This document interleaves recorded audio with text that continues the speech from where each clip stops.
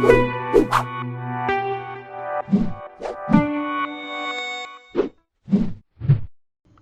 we're almost to the end of our project. In this video, we'll discuss how to build and deploy our Unity projects. Our objectives will be to save our Unity project, set the build platform, adjust the build settings, and build the project so we're ready to deploy. Now, to save our Unity project, we really are talking about saving the scene because the project files just exist on disk all along. The thing that we've been changing is actually our scene. And you can tell our scene hasn't been saved because there are little asterisks in the hierarchy after the scene name. You can also see on the Mac there's a little dot in the corner up here to represent that the file is unsaved. Now, to save our scene, of course, we could go under the File menu and select Save Scene. Notice there's also a keyboard shortcut or a hotkey that we can use to save the scene. On the Mac, that's the Command S key. On Windows, that would be Control S. So let me go ahead and save the scene. You can see that the little asterisk went away, so my scene is now saved. As I'm working in Unity, I try to habitually save every couple minutes, just hitting Command S here on the Mac. Just in case there's a computer freeze or computer crash, I won't lose a lot of work. Now, like I said, my Unity project is really composed of all of these files and folders that we see here in the project panel. But there's actually more than that. Let me go ahead and minimize Unity here. And I've got my Solar System project folder on the desktop where I created it originally. And if I go ahead and double click on that folder, you'll see that it is made up of various subfolders. So if I ever want to back up my Unity project or give my entire project to somebody else that has Unity, I would literally copy this entire folder and send it to them, or zip it up and send it to them. So let me go ahead and open it again. Within this folder, you see various subfolders, the first being the Assets subfolder. And if I open this up, you can see that these are all of the files and folders that we see back in Unity. So you can see the materials, scenes, scripts, sounds, textures. If I open up textures, you can see all of those JPEG images of the planet textures. So once again, back in Unity, that's exactly what we're seeing here. So that Assets subfolder is a direct representation, a one-to-one representation of what you see in the project panel here. And if we rename a file here, in our file system, it will be renamed back in Unity. If we move it around in the file system, it'll be moved back in Unity, and vice versa. I do recommend any naming, renaming, and moving is actually done in Unity, so Unity can maintain all of the link relationships between those files. If you move them in the file system, Unity may lose a link to a texture, for example, and then your game object wouldn't map to the proper texture. So that's the Assets folder. And that's basically what you manage in the Projects panel in Unity. There's also a Library folder. The Library folder is what Unity manages. Generally, you do not ever need to go into this folder. You should actually not go in, make any changes in this folder. Unity manages this. It's basically the components of the Unity engine that your game is using. There's also a Project Settings folder. This contains various settings related to how you have your editor and your project set up. And there's a temp folder. The temp folder is created when you have your project open in Unity. So for example, if I go back into Unity and I quit Unity, you can see that temp folder goes away. So generally, I recommend before you deliver an entire project folder to somebody, you should quit Unity so that temp folder goes away, before backing this up or before copying it, uploading it, that sort of thing. So let me go back into Unity and reopen my project. So once again, we typically don't deliver our entire project folder unless we're giving it to another game developer. So what we want to do is we want to build our project for a given platform. So under the File menu, you can see there is a Build Settings option. Let me go ahead and select that. And this brings up the Build Settings window. There's a number of things to talk about here. The first thing that we see is Scenes in Build.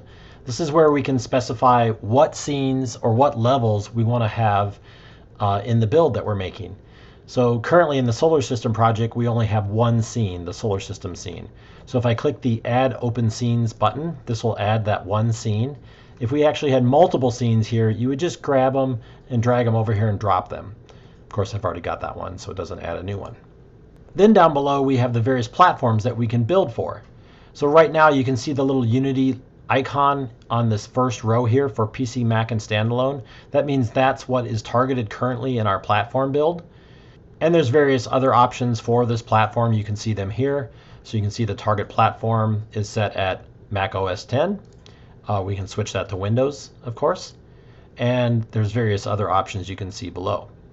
And there's even further options. So if I click on player setting, this will show various player settings for the platform. So let me click on player settings. Over here in the inspector, we can specify a company name. Mine is set at Michigan State University. You can set a product name. I've already got mine set to Solar System. And you could, of course, edit these and change them as you wish.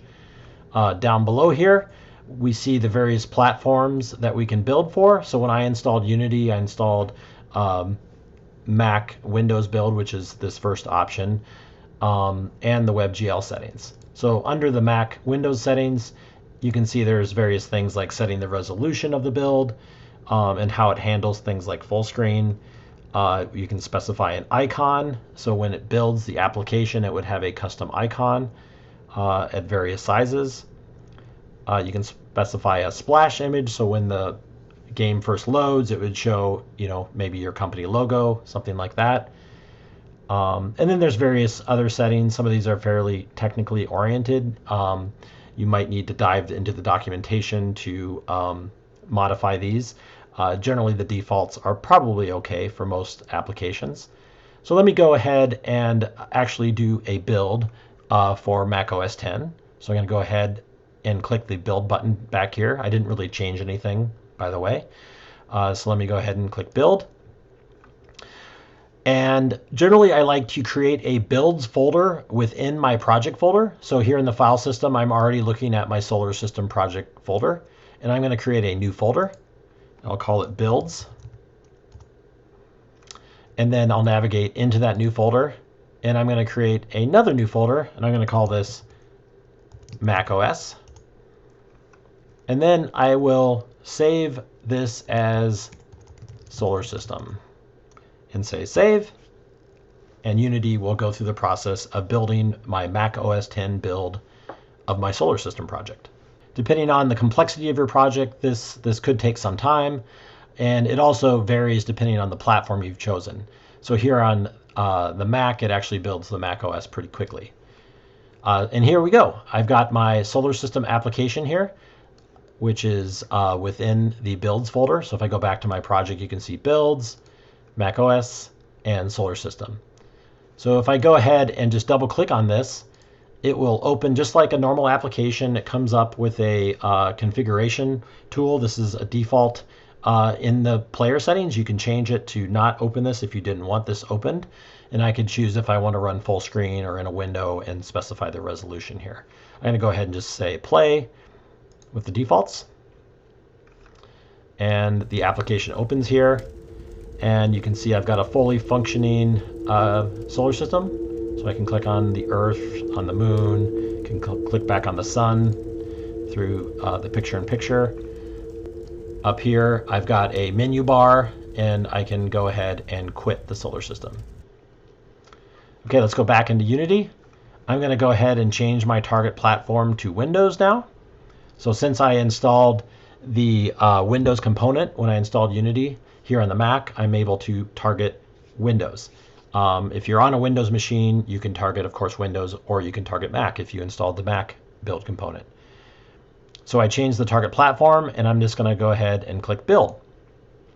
Once again, I want to build this within the Builds folder. I'm going to create a new folder called Windows. And then within that Windows folder, I'll name it Solar System, just like I did on the Mac. And save. Now Unity will go through the process of building the Windows version of the game. Okay, the build is done.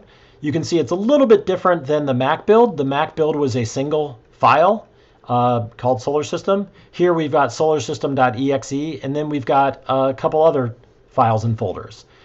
So if I were to deliver this on Windows, I would have to deliver the complete contents of the Windows folder here.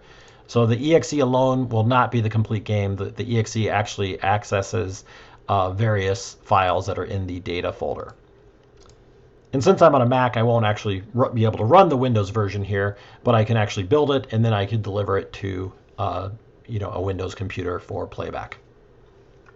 So let's go back to Unity once again. And now let's target the WebGL platform. So for purposes of this project, you will actually build a WebGL version of your game. So let's switch to the WebGL platform. So we select it, then we click the Switch Platform button. And this will go through a process of re-importing the assets. Depending on the complexity of your project, this could take some time the first time you do it. Because this is a pretty simple project, it actually happens pretty quickly. And let me go ahead and click on player settings once again. So it's the exact same panel. Notice there's just a sort of a switch here between PC, Mac, and Linux standalone and WebGL. So under WebGL, we have a lot of the similar options that we saw for PC and Mac. So we have resolution. Here we can set a default number of pixels and width and height for our playback. So I think by default it's generally 800 by 600, but of course you can change this, so I can change it to 1024 by 768 as I had it. You can pick a WebGL template. Unity only provides two pretty basic templates, the default template and a minimal template. I'll just pick the minimal one for sake of example. And then some of these other options don't really apply, so there's no really icon for a web distribution. You can create splash images, however. If you're using the free version of Unity, they force you to have the Unity logo at the beginning. If you have a pro or paying version of Unity, you can turn that off. Once again, there's various other settings that you probably won't mess with.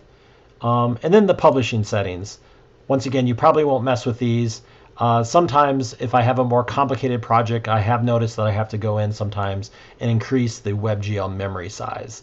So if you are playing back your game in the browser and you get an out of memory error, this is how you would resolve that. So a lot of times I'll just double this and build something with 512 memory size. So let's go ahead and click build. And as before, I'm going to build this in the builds folder. I'll go ahead and create a new folder called WebGL. And then I'll save this as Solar System, just like we did before. Go ahead and click save. And Unity will start building for the WebGL player. Now the WebGL builds typically take a little bit longer than the standalone builds. So I'll probably fast forward here until the build is complete. Okay, my build is complete. You can see within the WebGL folder, I now have a Solar System folder. And within that, I have two files. I've got an index.html and I have a build folder. So when I'm delivering for WebGL, I need to include the complete contents of this folder, just like with Windows. So the index.html is the web page that will be opened in a web browser, and this links into various files that are contained in that builds subfolder. Depending on the version of Unity that you're building with, there may be additional files and folders in here, and you should always include all of them when you're uploading to your web service. Now, if I actually want to test here locally, there is one got you. Some of the browsers, or many of the browsers, don't allow you to open local WebGL content. One browser that does is Firefox, so I'm going to test within Firefox. So if I right-click on my index.html, I can then open with Firefox. Now, if you don't have Firefox installed, I do recommend that you do install it. It is free to install from Mozilla, and it's a nice browser for testing WebGL content locally. So just like we saw with the Mac player, our Solar System opens here, and I am in the web browser. So you can see that's in the browser window, and I can click and navigate around as we've seen before. And this is just a standard web page. So I can actually open the HTML in any web editor or any text editor tool if I know HTML. So let me go ahead and right click on this and open this in Adobe Dreamweaver, which is a popular web authoring tool that you may have. It's part of the Adobe Creative Suite. And this opens up in the editor, and it seems relatively blank. But if I actually just start typing down here, I can say something like created by Brian Wynn, and I can type any other sort of message that I want here. If I save this and go ahead and reopen that in Firefox, you can see the created by Brian Wynn is there at the bottom. Like I said, you can open this in really any sort of text editor. So let me just open this in another text editor that I have here called Sublime Text. And you can see this is just a simple HTML file if you've ever seen HTML before. And the game is actually embedded through this div tag and some JavaScript up at the top. So anything outside of that div tag is just standard HTML. I can just edit it right there, and it won't affect the playback of the game, as long as I don't get rid of this div statement and I don't get rid of, the JavaScript code at the top. So let me close out of my windows here and get back just to the Solar System project. So you can see that we've built now for Mac OS, we built for Windows, and we built for WebGL. So depending on what platform you're trying to deliver, you would deliver the respective folder or the respective files. In the last video, we'll discuss how to finish up your project and submit it for peer review.